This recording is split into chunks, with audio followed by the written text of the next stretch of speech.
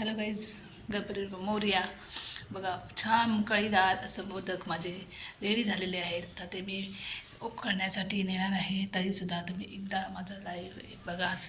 आणि तुम्हाला आता मी पुढचे हे माझे गणपती बाप्पाचे मोदक.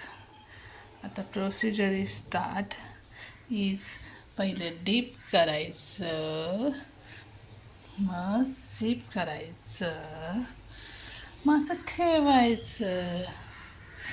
ठेवलात, डीप करायचं, मग शेप करायचं, मग डीप करायचं, मग असं ठेवायचं. डीप करायचं, योग्य ते रीती स्टार्ट. संपलं, झालं आपलं. पटापट पटापट पटापट पटापट. No time no time no time no time no time no time no time. सुंदर असे सुबक आपले मोदक झालेले आहेत.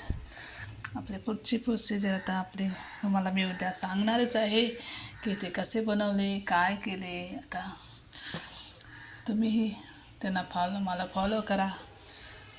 येस, आता आपल्याला पुन्हा एकदा असेच छान पदार्थ बनवून त्या मोदकांच्या ते बघा कसे सुबक आणि सुंदर असे मोदक माझे.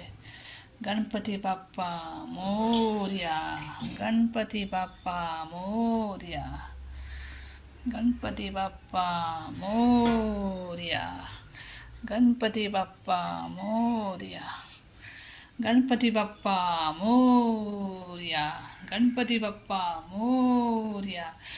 आता आपलं झालेलं आहे. ओके.